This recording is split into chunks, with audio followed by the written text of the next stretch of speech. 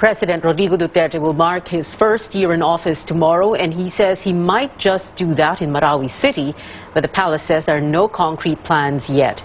In a speech before or at a Filipino-Chinese group's event last night, Mr. Duterte defends the need to declare martial law in Mindanao. The president adds he may even ask Congress to extend it if the troops on the ground ask him to do so.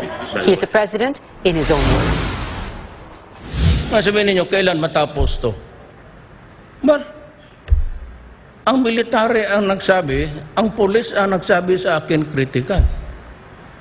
Pag sinabi na nila everybody is safe and everybody is free to roam around Mindanao and he will be alive for the next 24 hours, then I would ask them, do you think it's time to lift the martial law?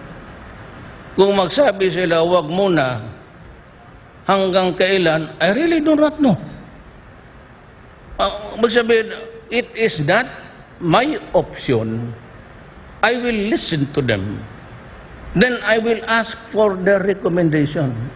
They should know better than me. Pag sinabi nila wag muna, adi wala tayong magawa.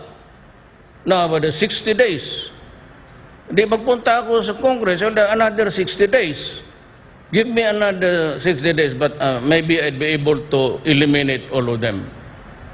Ang akin dong order sa Mindanao, pag ikaw humawak ng baril, hindi ka pulis pati military, shoot him dead.